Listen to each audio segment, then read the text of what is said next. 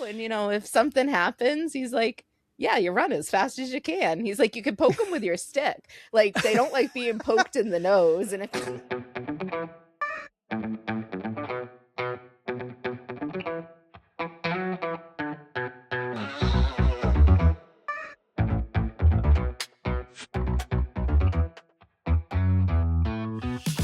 Hello, hello, hello, and welcome to Well Shit. It really is that simple. I'm Claire. And I'm Serena. On this podcast, we help you to understand about your 12 universal needs, why they are currently not being well met, How to meet them in ways that work for you, and how to consistently do so in quick, easy, and simple ways that fit seamlessly into your life. We'll also help you to understand how doing so will have a positive ripple effect in literally every area of your life. If you like what you hear, sign up for more support with meeting your needs with your weekly Universal Needs notes at theuniversalneeds.com. And enjoy the show. Hello, hello, hello. hey, everyone. So Serena is in a very different place to where she's been recently. Well, yes, and because I feel like I'm not so far, like I'm not that far away, but it feels like a different world, and I am about an hour away from what we'd call like modern day civilization. I mean, there's a whole lot of nothing out here. I'm in the Everglades right now at the national park, and I love national parks. Like, part of my yes is doing all of the adventurous park things and going on hikes to experience different things. And yesterday we actually hiked through it's called a wet walk, which you're no. I'm like, this would be a hard no for me. Like, there was no way I would gonna do get this. better. It's gonna get better. I know what's coming. I've got an idea, and I'm like, nope.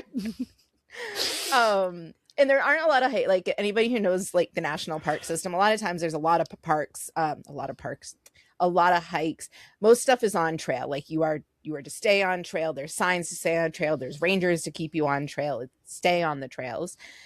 It's a little bit different down here. A lot of it's kind of uncharted. A lot of it gets charted and then just gets wiped away by hurricanes.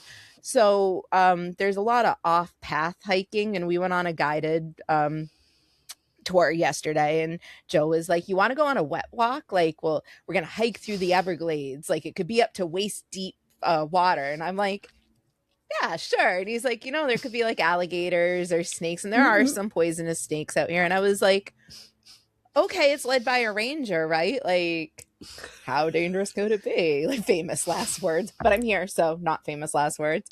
So we go in, and we're schlepping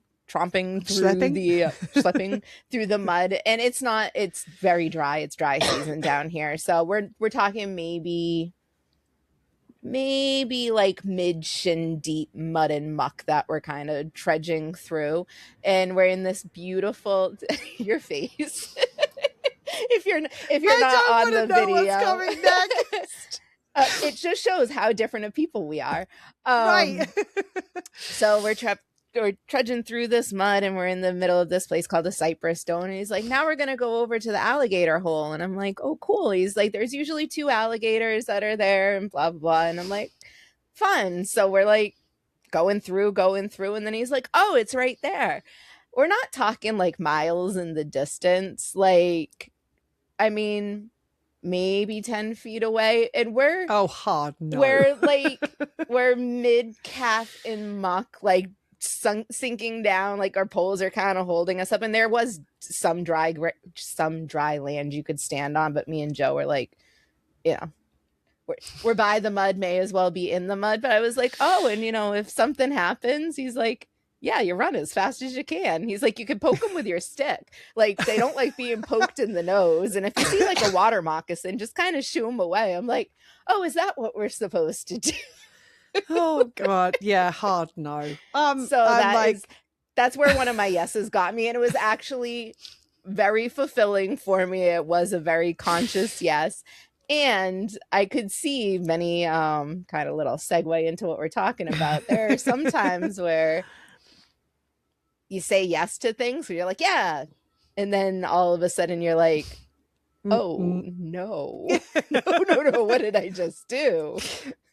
yeah, I would have been a hard no from the very beginning. Like the concept of that is like, no. Like I'm from England. I'm aware that I live in land of the alligators. Like, I mean, that's like I'm in Florida, for goodness sake. But I'm like, I'm terrified of them. I'm like, I don't want to go seek them out. No, they're over there. I must stay over here. Maybe with a cocktail. No, hard no. Yeah, I don't mind doing things like that. natural habitat. I don't mind doing that if I'm in a boat. Like if I'm in something that will go faster than set. I mean, and I've done lots of like naturey things like in different areas of the world. And I've seen alligators and crocodiles in the wild, but I'm in a boat. I'm not in their habitat with them. Like I'm like it's like the whole like the shark thing. Like I'm like no. They're in the water. I'll be on the boat. I'll happily look at them from the boat. The whale shark's different because it's actually just a big fish and they're not gonna hurt you. So I did do that one. Like if it's not gonna harm me, I'm down. Let me get in. I'm happy to like, yeah. But no.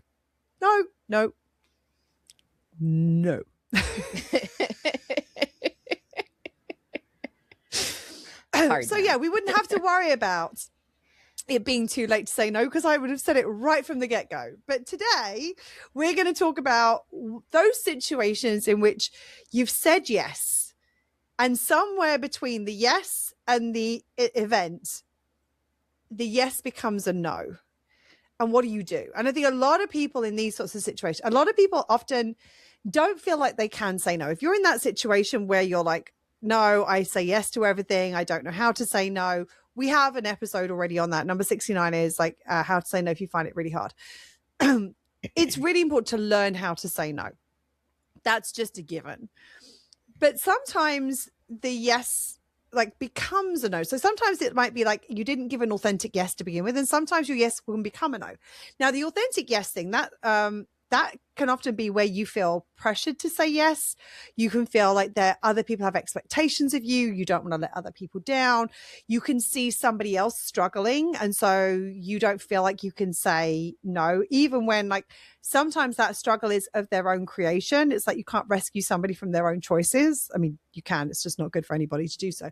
But a lot of the time it's like, oh God, yeah. I mean, and there can be like I'm going to say yes because you're my person and I want to help you with this. Let's do this together.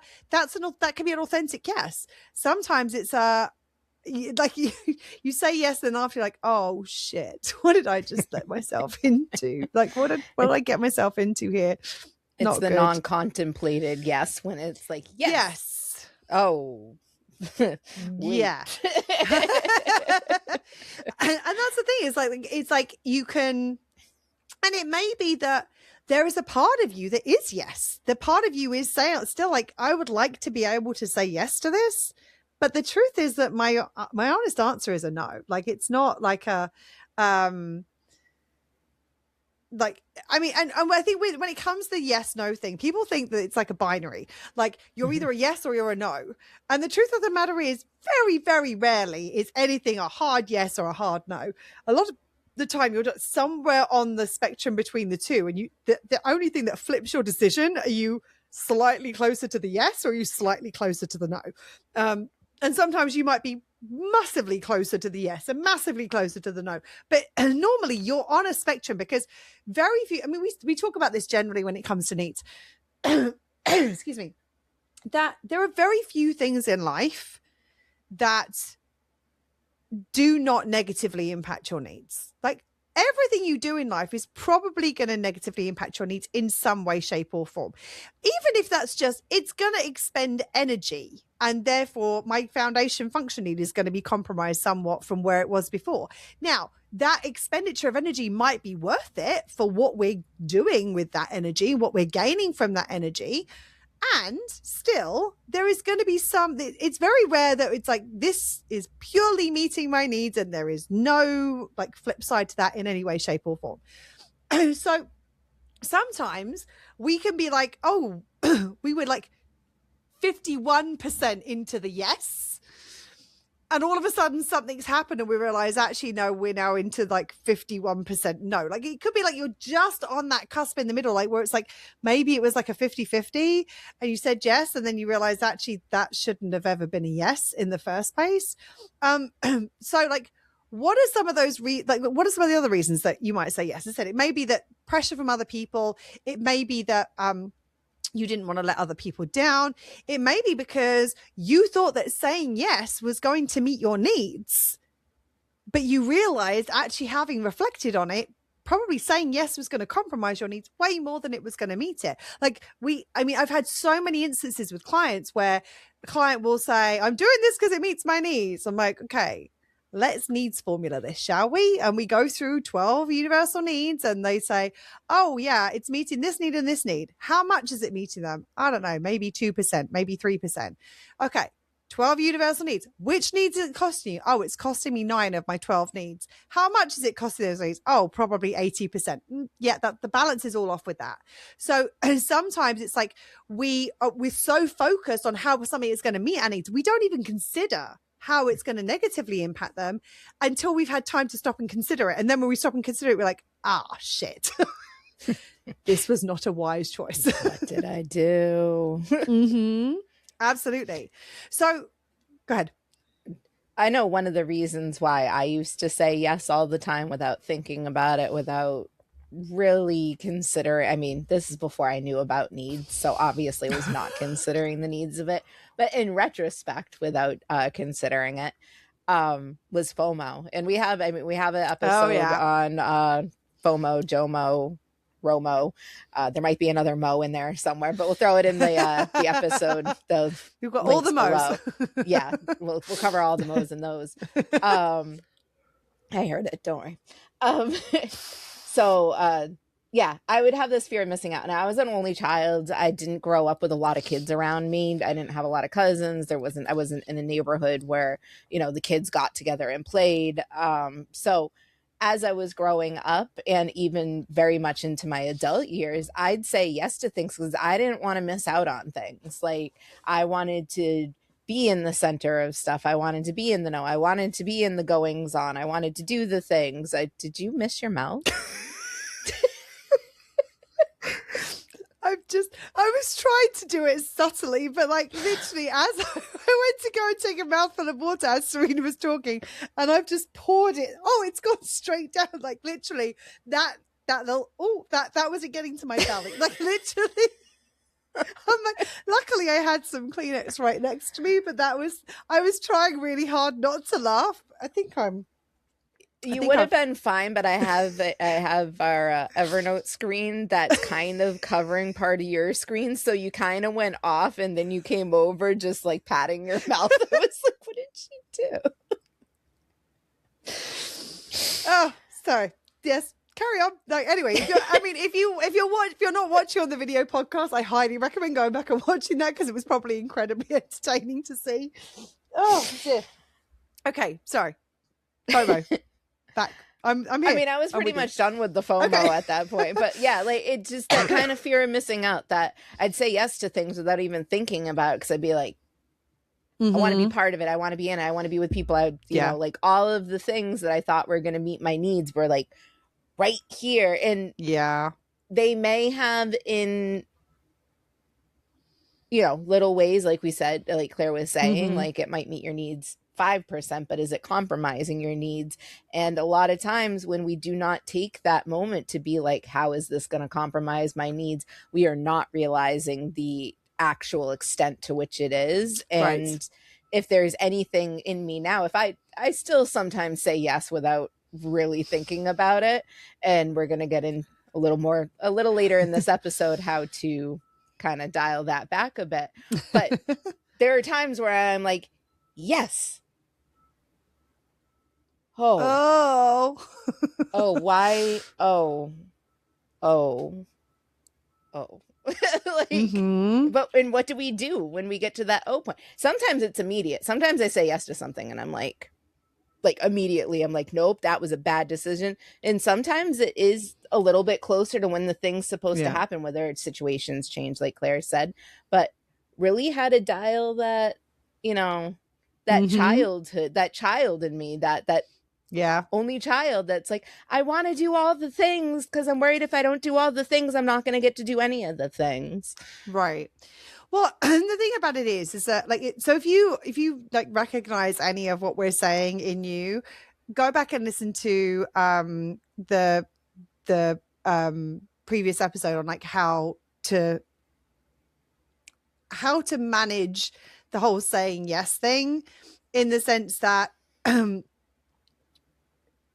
even if you think you might want to say yes, buy yourself that little bit of time, put that placeholder in place. Go back to listen to the episode about like how to say no. Like all of these things are things that are going to help you to prevent you from acting out these habits and patterns that we just have. And it may be that that's what we've seen everybody else do. We've seen everyone else around us say yes to it. Maybe we've seen our mums or our grandmothers or our friends say yes to everything. And so we think that that's like, we've learned that's what you're supposed to do, rather than going, oh, hold on a second, let me check in and figure out if I do actually want to do this or not. Or this does work for me to or not. So go back and listen to the previous episodes about, so you can like prevent yourself from saying a yes that maybe isn't authentic, that may feel pressured, that may feel, and if you're like, think about like why there is this kind of feeling. So for example, like if you're like in a group of people, when somebody asks you a question and you're feeling the pressure of the group of people, say to them, okay, let me go check and see if I'm available.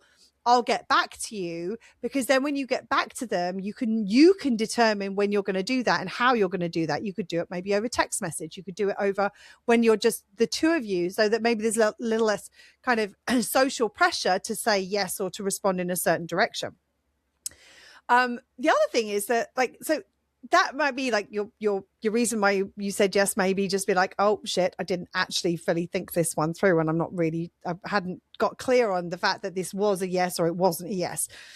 The other thing is that you may have had a yes that actually became a no because circumstances have changed. It could be that, for example, maybe you got sick, maybe you had something happen that was unexpected, either at work or in your personal life, something that required a lot of energy, so your capacity has gone dramatically down. It may be that somebody who is dependent on you becomes sick. Maybe you have a sick kid, maybe you have a sick parent, maybe you have a sick friend. There are all these different situations where something that was a solid yes and a genuine yes may not be a yes by the time you get to the point of the actual event. And this is where I think people have the biggest issue, because people are like, well, I've said yes now, I've made a commitment, I've made an agreement, and I have to keep that agreement. The thing is to realize is that you can always renegotiate agreements. Just because you've agreed on one thing doesn't mean to say it has to stay that way. First thing I will say about this is do your best to surround yourself with people who are going to be as invested in your well-being as their own, because those are the kind of relationships you want to cultivate in life anyway. Trust me, they are way more enjoyable than the others, way less draining, way more fulfilling. But especially in these sorts of situations, like I said, there are so many times where we've said yes to something to each other. We've said, yeah, let's do this or we'll do that. I mean, it happened. The irony is that it happened when Serena was down. She was down here visiting for 3 months. And I literally only just realized that in this moment, we were going to go on a boat. We never made it out on the boat because we agreed to do it so many times. And then both of us would agree, actually, you know what? This is not the right time. Yeah, this is not the right. Like it kept going. And then all of a sudden, now it's like another month later and I'm like, oh shit, we were going to go on a boat, weren't we? Oops. That one didn't happen. We'll come full circle on that, because we'll go on a boat at some point next time Serena's down. Like, we'll figure that out. That's not like oh God, tragedy, we never did the boat thing. That's it. Our one opportunity has got, we live on an island, for crying out loud. It's not going to be hard to find a boat. I mean, I could name probably people on one hand that I know who have boats off the top of my head. So it's not going to be a big issue. But that happened because we were saying genuine yeses when we were committing to doing it. And then circumstances change. Either our capacity changed, the other things that other demands, other things came up that were non-negotiables that we had to say yes to, for either for our business or for our nonprofit or for our well-being. So you can have a genuine yes that may become a no. And in those situations, the second that you say, well, I can't say no now because I've already said yes, your personal power need immediately takes a massive hit, because personal power need is about you being able to be in choice and be able to create that which you want, more of what you want in your life, basically. And so the second that you do that, your personal power need takes a hit. I'm also going to suggest that in most of these situations, if not all of them, your value need is also going to take a hit, because what you're actually saying in that moment is, what I need and want is not as important as what somebody else needs and wants. Now, there are times when, yes, there are other people are prioritized. Like, great example, silly example, I suppose, from the last few months, is that Serena's birthday. Now, Serena and I are normally very extra people. This year, Serena was not in a very extra kind of space. Now, what I would normally do for somebody's birthday is pull out all the stops. Well, it's Serena's birthday. It doesn't matter what I want to do that day. It matters what she wants to do. I mean, obviously it does matter. I mean, she's not going to drag me through the Everglades, like dodging alligators on her birthday. She knows better than that. So there is an element of like, yeah, what I want is important, but there are moments where we prioritize what other people want over what we want because there's a legitimate reason for it. The problem is that most of us have learned to do that in every aspect of life, all the time, with every person we come across, or the vast majority of them, in the vast majority of situations. And as a result, our value need goes, well, we're obviously not that important because what we want doesn't matter. It never kind of features into things. So your personal power is going to take a hit. Your value need is going to take a hit. Your emotional experience expression need is going to take a hit, because you're not going to be happy about the fact that you realize that this is not good for you and you still feel this obligation to do it. Your acknowledgement need is going to take a hit, because you're not acknowledging how you want and what you feel, and the fact that this is going to compromise you and that you are legitimate in feeling the way you feel about that. You're going to compromise your love need, because self-love is an important aspect of that. It's also going to compromise your security need, because your security need is going to be like up in like, hold on a second. If I'm doing something that I know is going to compromise me, then I feel less secure in making this choice. That's 6 of the 7 that we've already covered. There are others. Well, and I'll go right to the 7th there too. Like, when you're compromising yourself, and especially when you're compromising yourself in a way where your 6 other needs are already compromised, chances are your foundation function is going to get compromised. Because I know, like, if I'm doing something that's out of alignment with me, one of the first things that goes is my restful sleep. Like, I'll sit up at night and my brain will be like worrying on the thing. Like, or your eating habits, or like you might be making different choices because you're not feeling great. Like, there's like, chances are it's going to hit you across the board. Now, what we're not saying here is it only matters what you want to do. We're not saying that. It's really important to remember that we want to be self first in how we approach things in our lives, i.e., we want to be doing things that meet our needs, at the minimum in ways that don't negatively impact other people's needs, and ideally in ways that benefit them. Now, the key thing here, though, is realizing where our responsibility lies in this. And yes, when we have made an agreement, we've set an expectation. And if we do not have relationships and situations in our lives where we can say something has come up unexpectedly, the situation has changed, I no longer have the capacity to do this thing that I want to do it, but I no longer have the capacity to do it. And for that to be okay, then our relationships probably need some looking at, because it's important that we are approaching these things in a way that works for everybody. Because if it doesn't work for everybody, it doesn't work for anybody. And we're going to get to that in the next episode. So another thing that can sometimes prevent us from getting into this space is the yes ands, the yes buts. So it may be that, yes, this is something we would really like to do. We can say, yes, when we get asked the question, we can say yes. And it would also depend on these situations. It would depend on when it is. It would depend on where my, like, for example, it could be if it's around a trip or something, it could be depend on where your finances are, depend on where your annual leave, your paid time off is at. It could be in terms of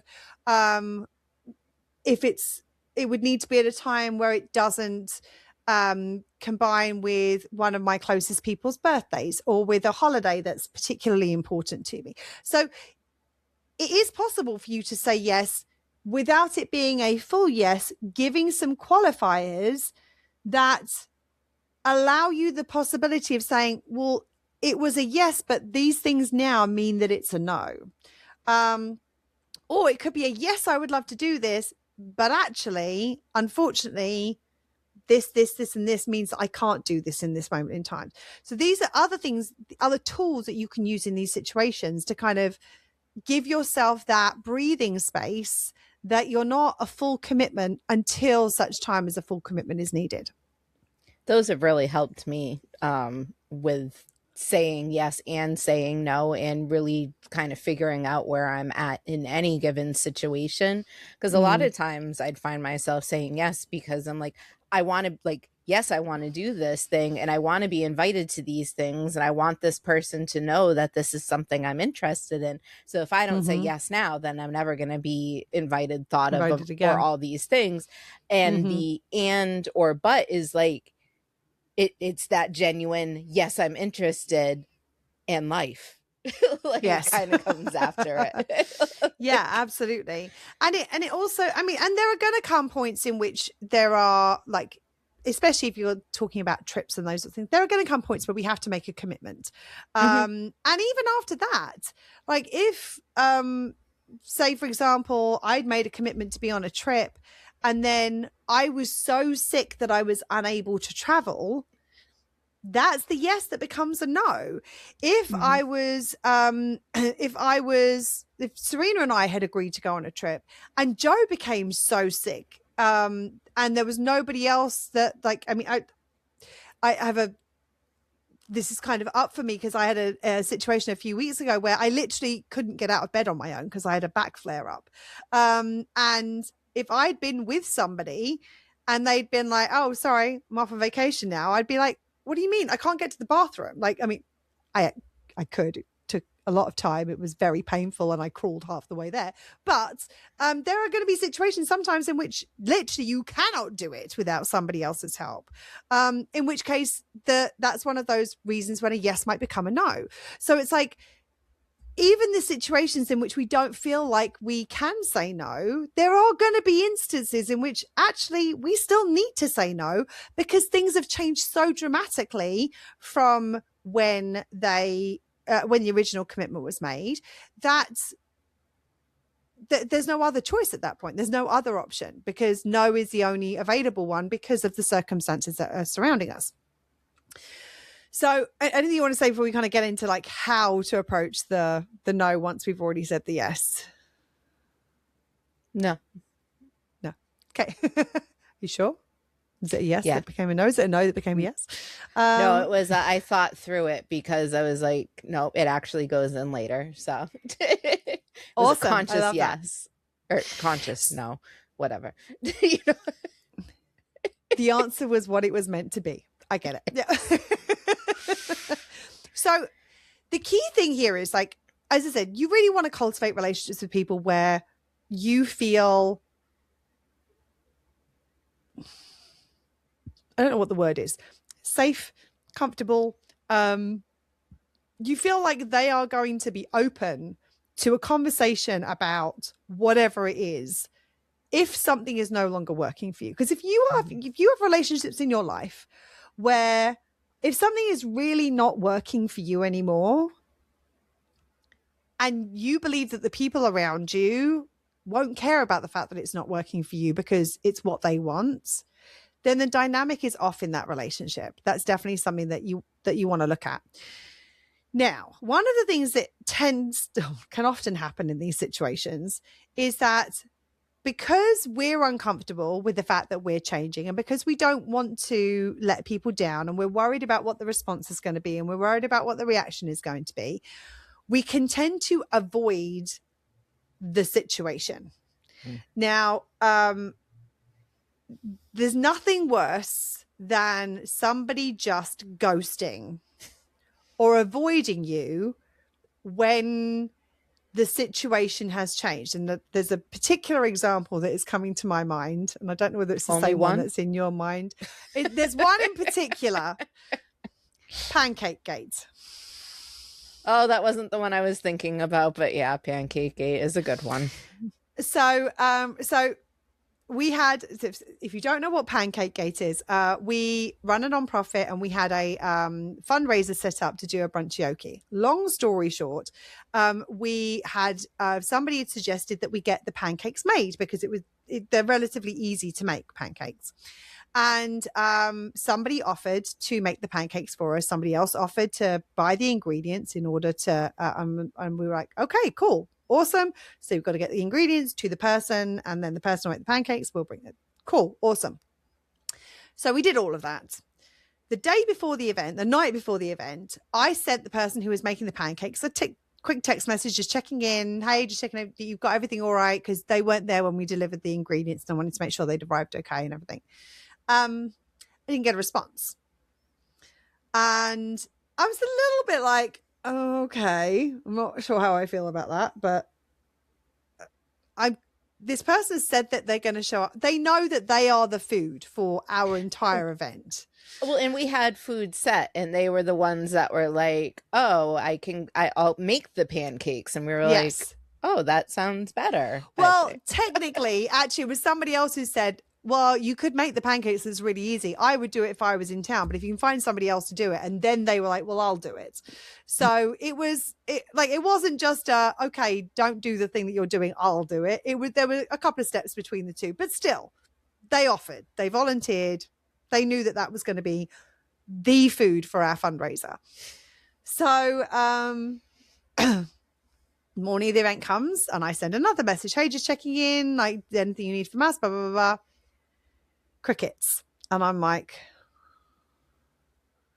I don't know what to do at this point, because like we have the food already, like the ingredients have already been bought. It's not like, so I'm like, I'm guessing that we just need to trust that this is happening. So our event starts at 12:30, and 12:30 there are no pancakes, and by 1 o'clock there are still no pancakes. So at this point we're like, shit, we've got to go get pancakes. So we reverted to our original idea, which is what had been planned from the beginning, which was to go down to one of our local food stores, buy a bunch of frozen pancakes, bring them back and microwave them, which is exactly what happened.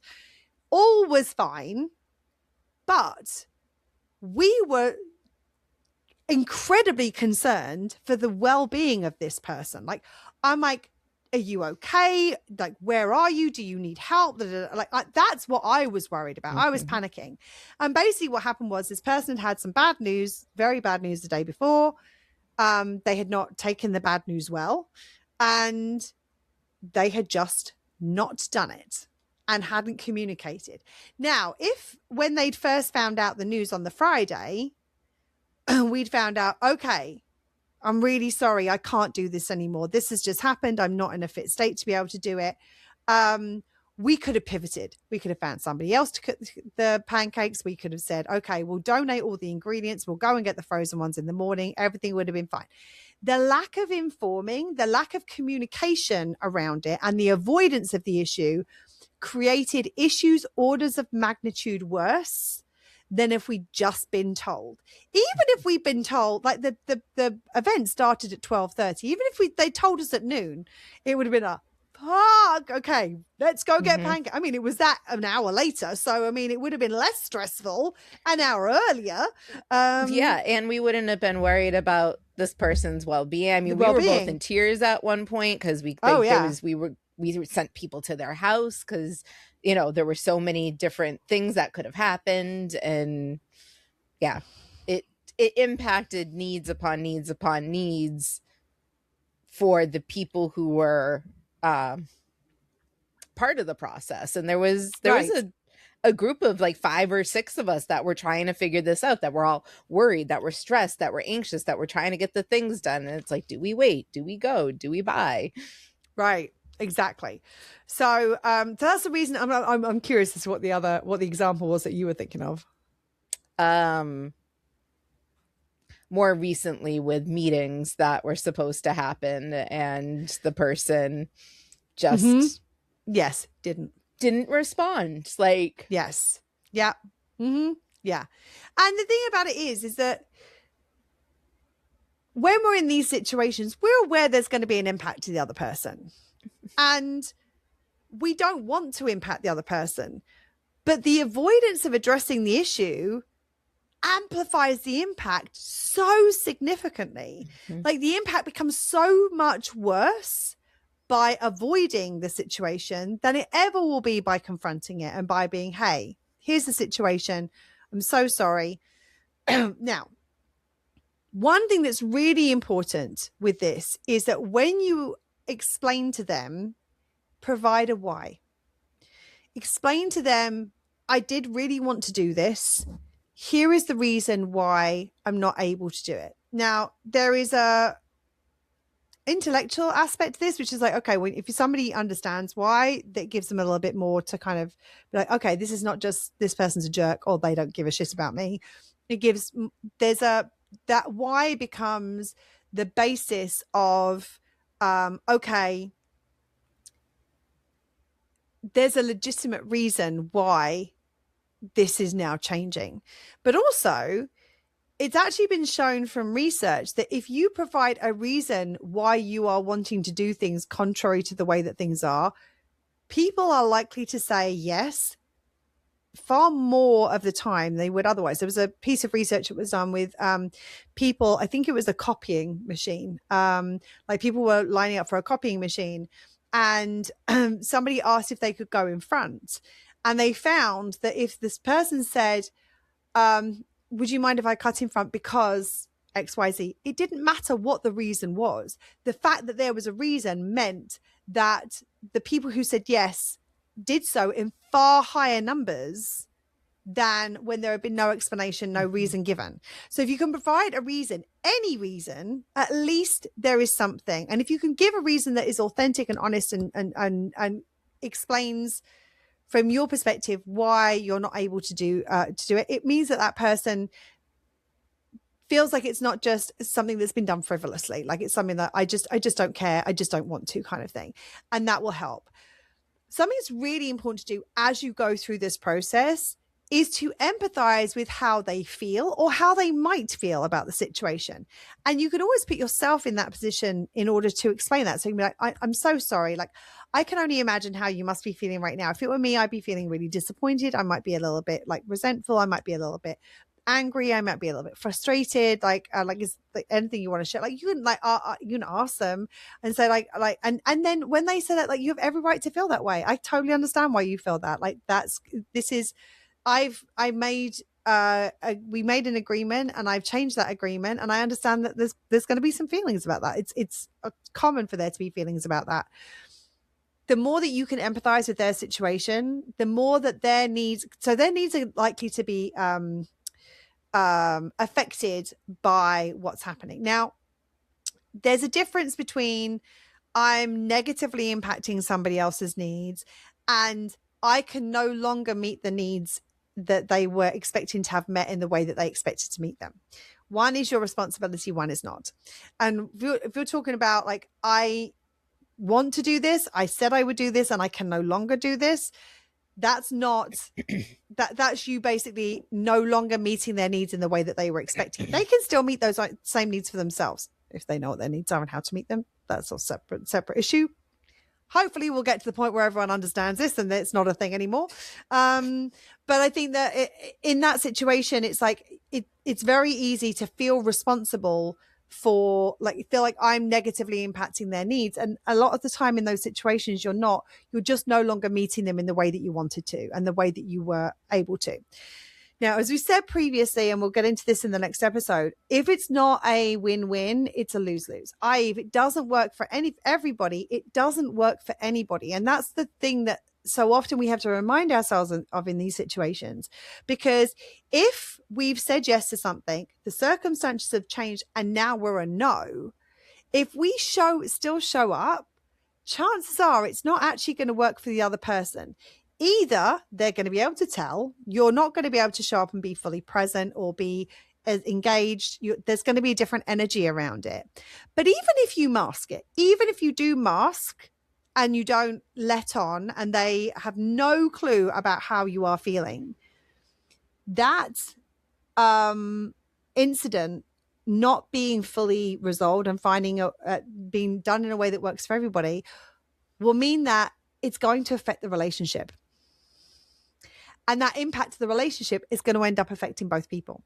So if it's not a yes, if it's a no, it's actually a no for everybody. I mean, I can't tell you the number of times when Serena was here over the last couple of months where Serena's like, I really want to come and do this, but I also know I'm exhausted. I don't have it in me and I don't want to come and it to be shitty, because then that's not going to be fun for you or for me. Like nothing about that's going to be enjoyable, or for the microphone apparently.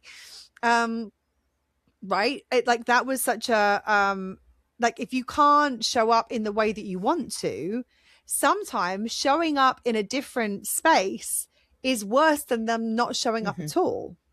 That was a really hard thing that I had to deal with this trip around, because, you know, as we said in the previous episode, there was a short period of time and a lot of people to see, a lot of activities, and, you know, there are some that got committed to, and then I'm like, I can't, like, I physically can't, I need to rest.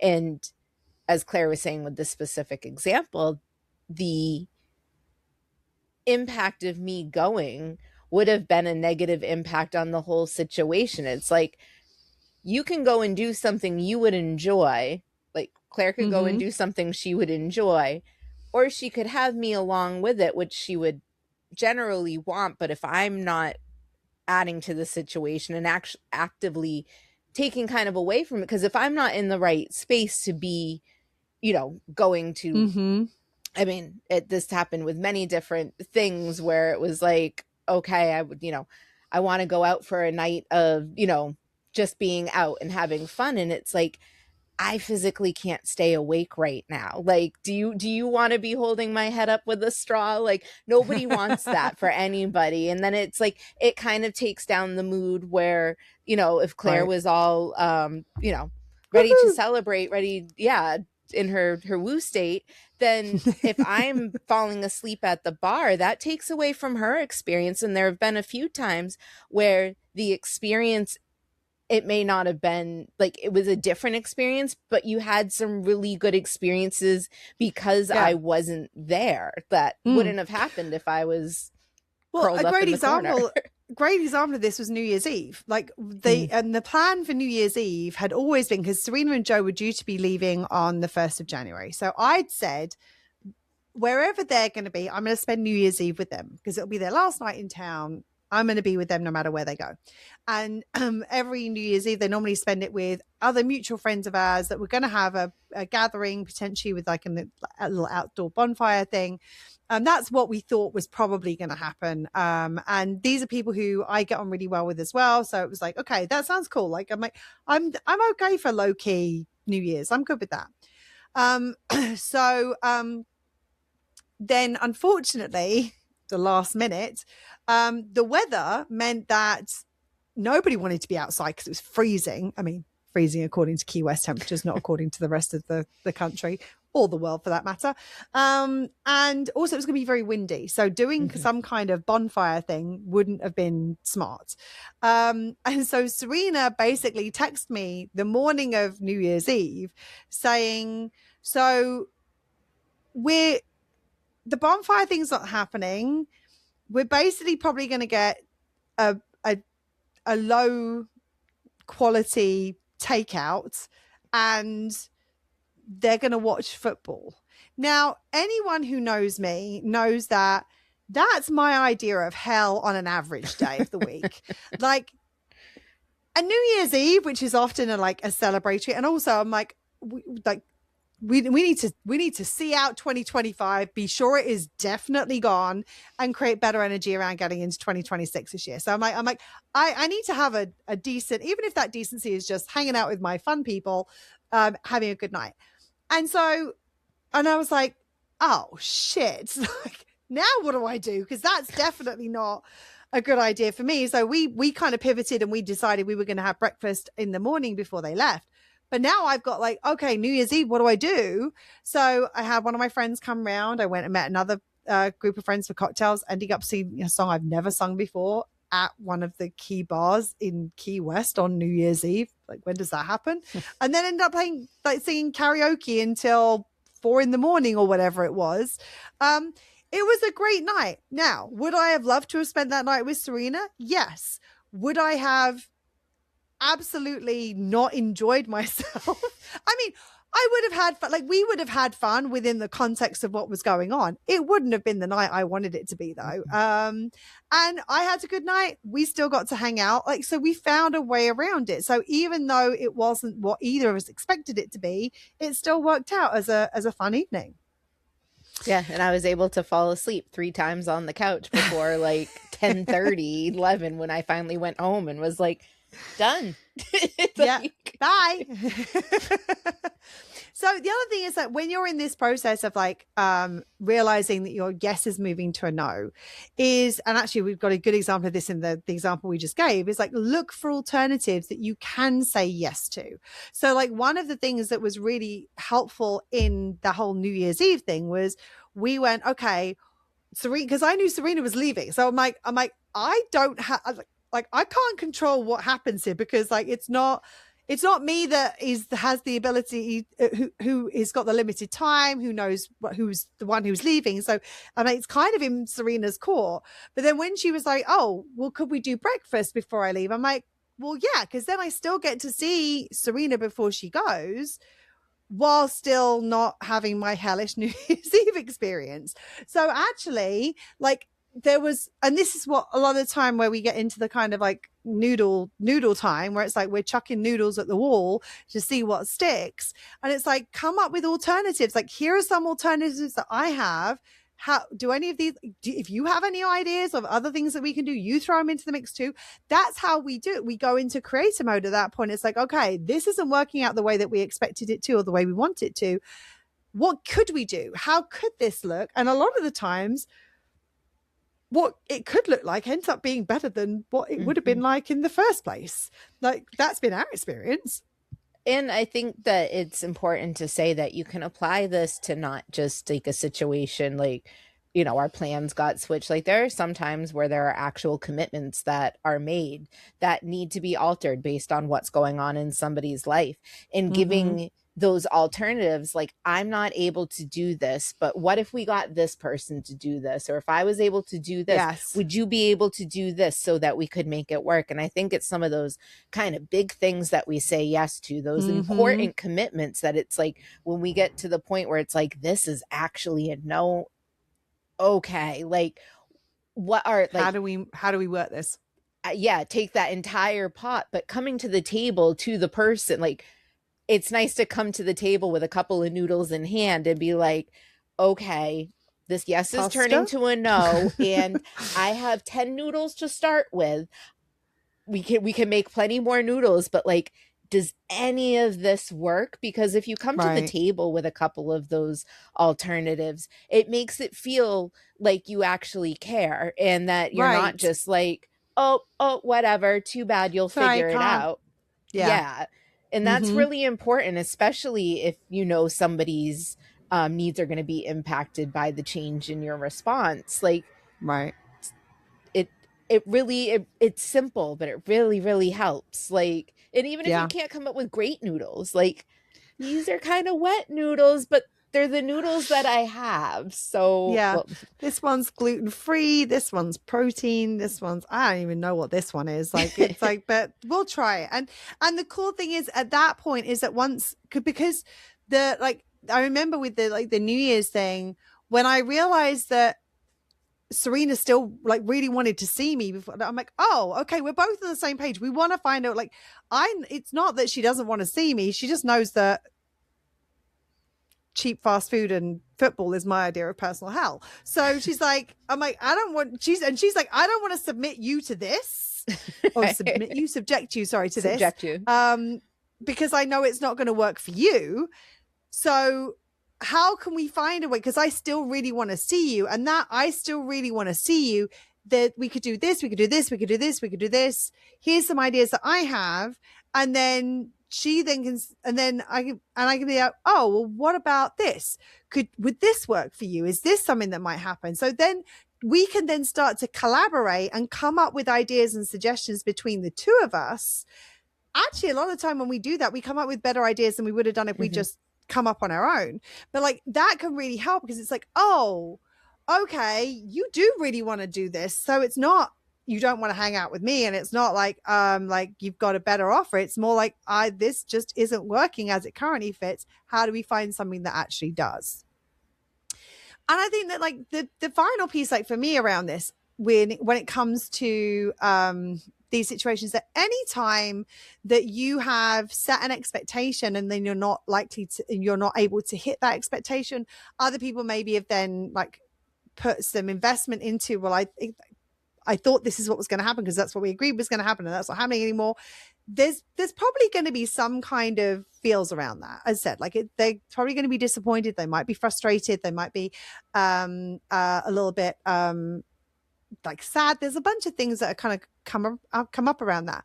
Something that can be really helpful is to go back and listen to the apology blueprint episode. The new one's better than the old one because the new one's got the new stuff in it. And yes, if you haven't heard either of them, there are two. I mean, you can listen to the first one and then listen to the second one, but the second one is definitely the one that's got the more helpful stuff in there, because there's actually some more steps in there that weren't included in the first one.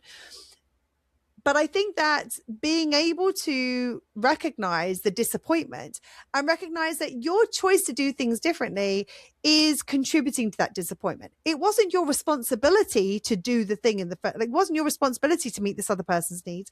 And the fact that their needs are not going to get met in the way that they expected them to because the plans have shifted and changed means that you can apologize for that. So just going through those steps, like being able to address what happens, being able to make amends for what's happened, being able to and it may be that like one of the steps, as we know, is avoid repeating. One of the things you can do to avoid repeating is go, hold on a second, I know this podcast where they helped me to figure out whether I actually wanted to say yes or a no. I'm going to go back and listen to those episodes. And it may be like, actually, next time you ask me to do something, I'm going to take a moment to have a think about it and see whether this is actually something that works for me, whether it's something that I can say a full yes to, versus because if what's happened is like it's different if the circumstances have changed unexpectedly beyond your your ability to control. Like if something has happened that's beyond your control, that's put you in this situation, that's not really something that you necessarily can avoid repeating because it's not been something you've had the ability to influence. But if you haven't said an authentic yes, you'd be like, okay, actually, I'm going to take time next time before responding in order to make sure that if I say it's yes, it's because I actually mean yes. And I can be as clear and transparent with you about everything I'm feeling about it and everything I'm thinking about it so that you know where I'm at. One thing to remember is you can get known for being a certain kind of person, like a yes person, somebody who always says yes to all the things, or somebody who always says no to all the things. And I think I've probably been known on both sides of that fence. But personally, like I used to say yes to a lot. I wanted to help. There was a desire to help. There was a desire to do things. There really was this part of me that was yes. And that's where my yes and came in, the yes, but the taking a moment to really determine whether what I was agreeing to was good for me. And now, before people would ask me, it's like, a lot of times it would be a yes, and then it would be a yes when I didn't want it to be a yes, but I'd still push myself because of the judgment of others and all those unmet needs that I was trying to get met by everybody else. But now my close people, especially, they know when I say yes to something that I am fully in that yes, because they know, if it's changed, I'm going to say something to them. they also know that I'm going to take the time to do what's right for me. And Right. that was hard at the beginning because most of my close friendships that I have now have gone through this change of me learning about my needs and how to meet my needs. So they were used to getting one version and they got to kind of see the progression. And for some people that wanted me to say yes to a lot of things, that was kind of hard. But it's always nice to hear when people are like, no, I know if you know, I'm going to take that back a step. My brain got ahead of me. Somebody asks me to do something, or if I want to do something, or if I'd like to join them, or can I do this favor? If I say yes to it, they know that that's something I want to do. That's something that also serves me, that I'm not going to compromise myself, thus not compromising our relationship, you know, in the long run, because I'm agreeing to something that I feel obligated to do for somebody. Well, the interesting thing is, I think that you've gone through a transition, because I think when we first met, you were very much a yes person. Like, you would say yes to almost anything. Some things, maybe not, but but a lot of things. A lot of the time, whether it was an experience, whether it was an evening out or a day out, whether it was helping, like, the chances are the answer was going to be yes.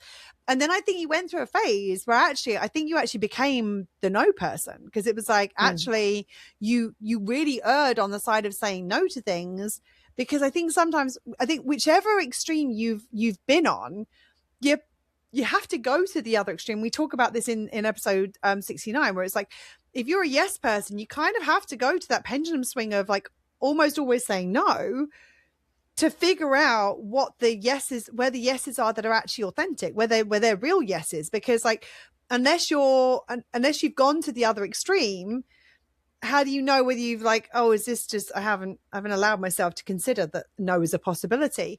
And I think that that's the thing, is that now, I think you're right. I think that you've now got to that point where if you are a yes, you are a full yes, which means that people trust that yes. And also they trust you better. And they trust that so many people compromise themselves, quote unquote, for the good of their people, like for the good of their friendships, for the good of their relationships.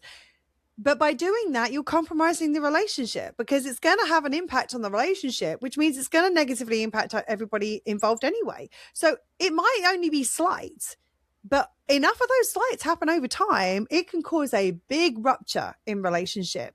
And those can be really hard to resolve, especially because the person will be like, well, you said yes, so I thought you were a yes. Yeah, but then it's like, well, I'm not really being fully on it. Like, there's a lot that happens within that.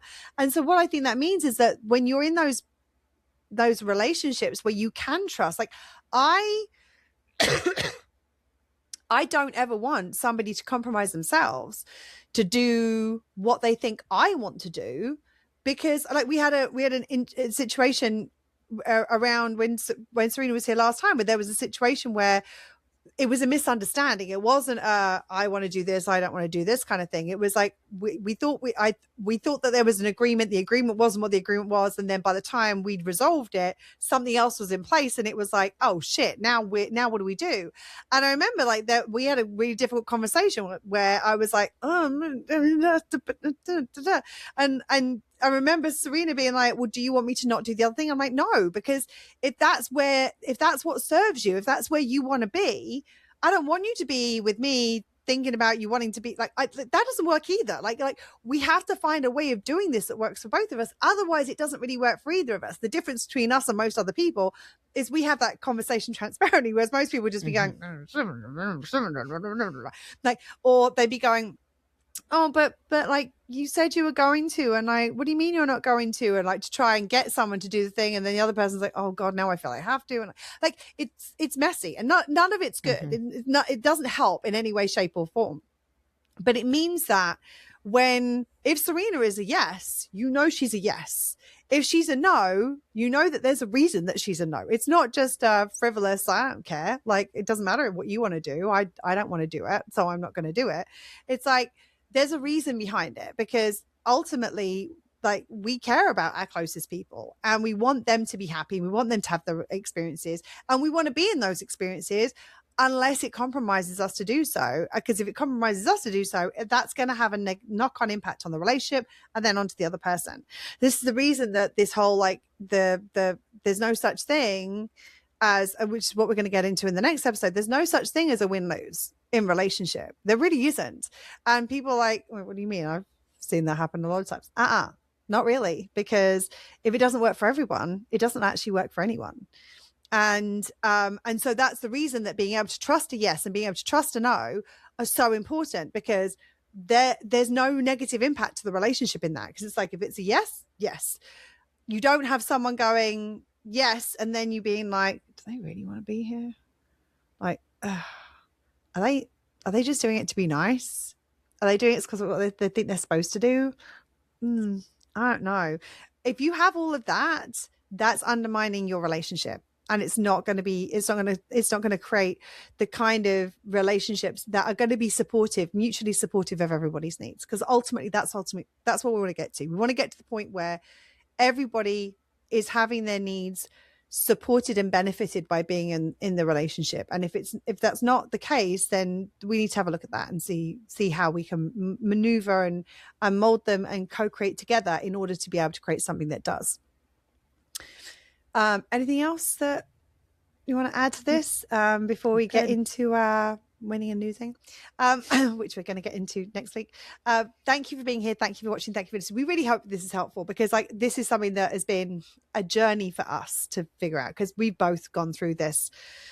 Yes to everything. Oh shit. No. Ooh. Oh crap. Now what do I do? So like, I hope this is helpful, because this being able to pivot and being able to